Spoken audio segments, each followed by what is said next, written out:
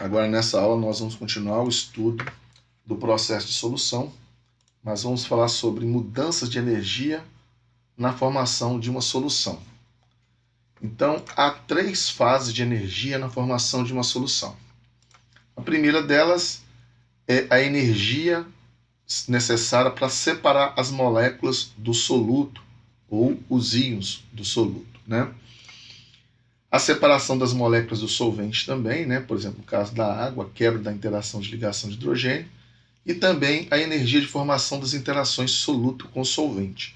Então, nós temos que considerar esses 3 valores de energia envolvidos no processo de dissolução.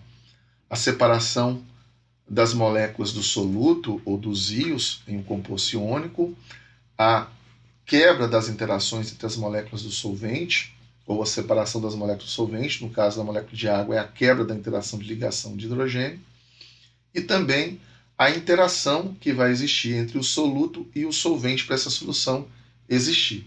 Então, nós temos que a energia de dissolução depende dessas 3 energias aqui.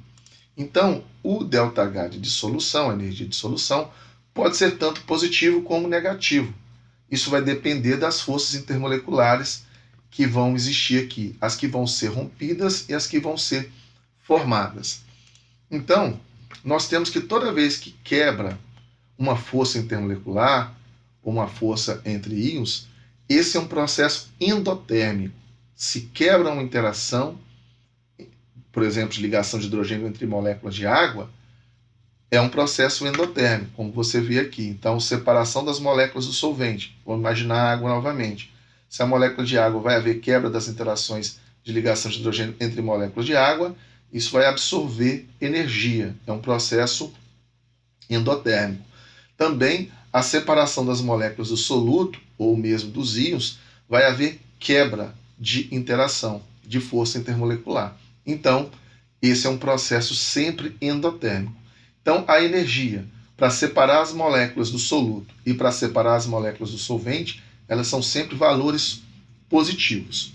Mas, quando vai haver interação do soluto com o solvente, você vai formar interações entre o soluto e o solvente para eles se misturarem e produzir uma solução, né? Então, essa formação da interação entre soluto e solvente sempre é um processo exotérmico. Então, a formação das forças intermoleculares atrativas é sempre exotérmico. Então, o seu processo de solução, no final, ele pode ser um processo endotérmico ou pode ser um processo exotérmico. Ele vai ser endotérmico caso a soma de ΔH1 mais ΔH2, a soma desses 2 valores, seja maior do que esse ΔH3. Aí o seu processo final vai ser endotérmico. Mas, se esse ΔH3 ele for maior do que as somas dos ΔH1 e ΔH2, o seu processo vai ser exotérmico. Lembra que o sinal de energia, quando o processo é endotérmico, é positivo. Aqui positivo e aqui positivo. E quando o processo é exotérmico, ele é negativo. Tá certo? Então, a sua dissolução ela pode ser endotérmica ou exotérmica. Vai depender desses valores aqui.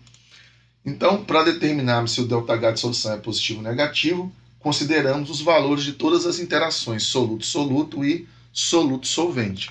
Então, como eu afirmei anteriormente, o ΔH1 e ΔH2 são sempre positivos, enquanto o ΔH3 é sempre negativo. Então, é possível que esse ΔH3 seja maior do que a soma do ΔH1 e ΔH2, aí o seu processo vai ser exotérmico, de dissolução, mas é possível também que esse ΔH3, o valor dele seja menor do que a soma do ΔH1 e ΔH2. Aí o seu processo vai ser endotérmico. Então, como exemplo, nós temos aqui, ó, quando o NaOH é adicionado à água, ele tem um ΔH de solução de menos 44,48 kJ por mol. É um processo de dissolução que é exotérmico. Isso no laboratório você consegue ver perfeitamente. Se você colocar NaOH dentro de um becker e adicionar água para dissolver, se você colocar a mão no becker do lado de fora, você vai perceber que ele vai ficando quente. Isso indica, então, que esse processo de solução ele é exotérmico, está liberando energia. Pelo contrário, se você tiver uma solução de nitrato de amônio, quando você dissolvê-lo em água, você vai ter um processo endotérmico, porque o processo de solução é de mais 26,4 kJ por mol. Então, existe até nas farmácias venda de alguns sais que, quando você adiciona em água, ele vai ter um processo de dissolução endotérmico, o que vai abaixar a temperatura. Então, se você colocar nitrato de amônio num becker e dissolver em água, se você colocar a mão do lado de fora do becker, você vai ver que o becker vai ficando frio. Então, esses sais vendidos em farmácia pode ser usado para você fazer uma compressa fria, né, num local que você não tem acesso a um congelador, por exemplo, tá certo? Num acampamento, vamos dizer assim. Bom, seguindo aqui, agora nós vamos falar da famosa regra de que semelhante dissolve semelhante, né? Então a gente já ouviu falar sobre isso. Os solventes polares, eles vão dissolver solutos polares. Então, por exemplo, a água é polar. Se eu quero saber se uma substância é polar, basta eu tentar dissolvê-la em água. Se essa substância dissolver em água, a conclusão que eu vou ter é que é uma substância polar também, ou com maior característica polar. Agora, tome cuidado. Compostos iônicos, por exemplo, NaCl, ele dissolve em água, mas NaCl, ele não é polar. Composto iônico não tem nada de ser polar ou apolar. Ele é um composto iônico, simplesmente. Tá? E já os solventes apolares, eles vão dissolver solutos apolares. Né? Então, se você sujar sua mão com a tinta óleo, que é uma substância que não é solúvel em água, porque ela é apolar, você não vai conseguir remover ela lavando com água, simplesmente. Então, por isso que você costuma usar um solvente de tinta, né? Uma água rasa, um thinner, ou até mesmo gasolina, que é um solvente apolar, aí você vai conseguir remover essa tinta, né? Então, mas por que isso acontece? Bom, se o ΔH de solução ele é demasiadamente endotérmico, ou seja, num valor muito alto, positivo, não vai haver formação de uma solução. Então isso pode explicar também alguns sais que são pouco solúveis, como nós vimos na aula do capítulo 4. Por exemplo, a GCl, o cloreto de prata, ele é pouco solúvel em água. É porque o ΔH de solução ele é um valor endotérmico muito elevado. Então, a dissolução é muito pequena, tá certo? E lembrando, se o ΔH de solução é endotérmico, é porque o ΔH1 mais o ΔH2, ele é muito maior do que o ΔH3, que é a interação que ocorre entre o soluto e o solvente, tá certo? Vamos dar dois exemplos aqui. NaCl em gasolina. Por que não dissolve?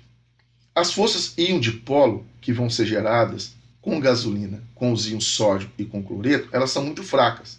Porque, na verdade, a gasolina é uma molécula apolar. O máximo que ela poderia criar é um dipolo induzido para interagir com o íon. Então, essa interação íon-dipolo ela é muito fraca. Consequentemente, as forças íon-dipolo não são compensadas pela separação dos íons. Tá? Então, o processo, o ΔH de solução, ele é muito endotérmico, por isso que essa dissolução não ocorre. Mesma coisa acontece, água em octano. Octano é um hidrocarboneto, né, com 8 carbonos, só tem carbono e hidrogênio na sua estrutura, é uma molécula também apolar. As ligações de hidrogênio que ocorrem entre as moléculas de água são interações fortes, né?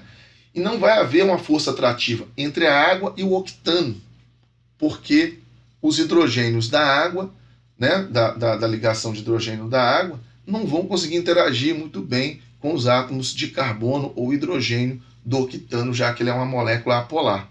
Então não vai haver força atrativa entre a água e o octano para compensar a quebra das ligações de hidrogênio que ocorrem na água. Por isso que água e octano não vão se misturar e vão formar então uma mistura heterogênea. Certo?